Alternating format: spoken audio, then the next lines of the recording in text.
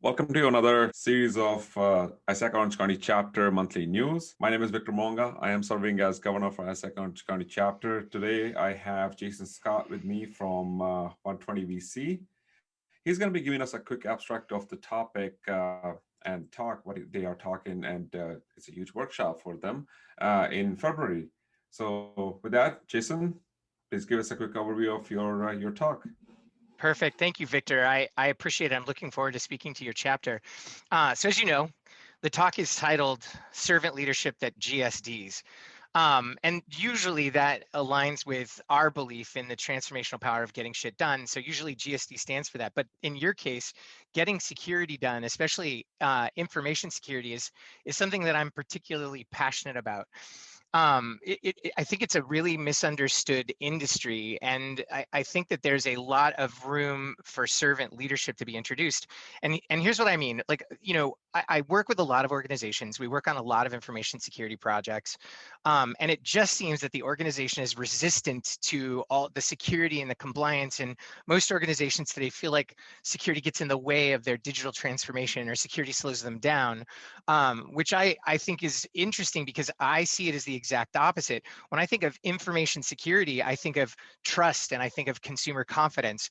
And so at the end of the day, any digital transformation that's not secure will get breached. And when it gets breached, you destroy consumer confidence. And so for me, real digital transformation is secure digital transformation. And so organizations need to see their security partners as that, security partners, and not that they're slowing them down. It's just like doing poor work isn't getting the job done, right? So if you deploy something that's not secure, that later leads to a breach and destroys consumer confidence, did you deliver something good? Because digital transformation really is all about improving customer experience, and improving team member experience. And when things go wrong from a security perspective, it undermines that experience.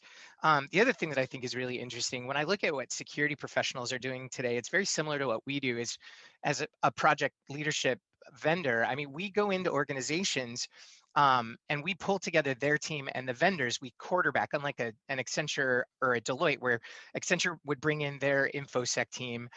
They create a plan for the work, the remediation that they have to do, but there's work that's got to be done within the organization, and sometimes there's other vendors involved, and they're all expected to have their own plans, and often then work gets thrown over the fence, and it's kind of a mess. So we don't do that. What we do is we quarterback. We provide the project leadership or the product leadership or the change leadership, and we go in and we pull together the client team plus the vendors team into one plan and make them one single unified high functioning team. What's interesting is we have no authority.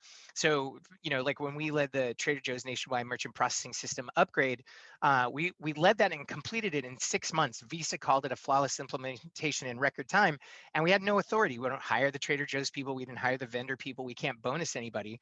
And I see InfoSec is very similar, meaning that they're responsible for identifying all of the things that need to be remediated. They're responsible, kind of in theory, for keeping the organization safe, but they're not responsible for the implementation of the remediation. They're not necessarily responsible for the deployment of the technology. Somebody else does that. And if they're not closely partnered with InfoSec, that's where then when there's an audit, there's findings, remediation has to take place. And if there's a breach in between, it's bad for everybody. And so when I think about the position that information security professionals are in today, is that they have a lot of responsibility and very little authority. And that's where leadership comes in, because the big difference between authority, which is motivating outcomes with your power or your positional power or your authority, or leadership, which is motivating outcomes through influence.